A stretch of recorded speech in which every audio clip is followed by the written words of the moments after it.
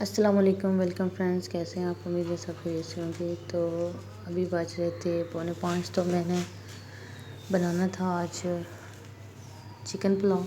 तो मैंने जल्दी जल्दी से प्याज को काटा और चावल धो लिए थे, साथ ही मैंने चिकन भी धो लिया था। और ये देखें, प्याज का कलर ब्राउन हो गया था, साथ ही मैंने चिकन ऐड कर दिया था।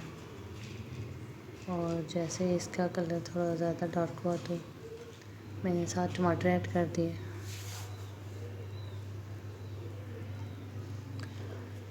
और साथ ही मैंने सब्ज़ मिर्च ऐड की और सारे मसाले जो डालने थे वो मैंने डाल दिए। और साथ अच्छी तरीके से इसकी बुनाई करके इसमें पानी लगा दिया।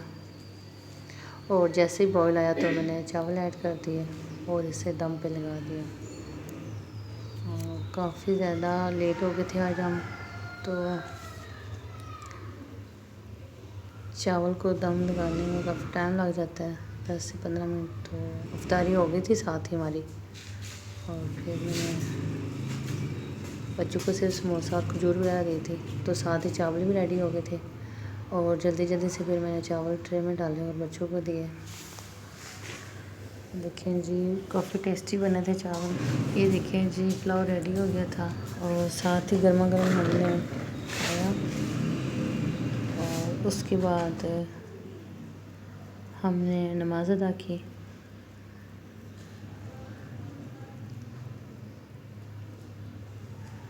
और साथ ही मैंने ईद की ड्रेस लेके आई हुई थी, तो उन्हें भी मैंने श्लिंक किया। और ईद की ड्रेस लेके आई हुई थी तो साथ उन्हें भी मैंने श्लिंक किया और धूप में फैला दिए ताकि सिलाई कर लें।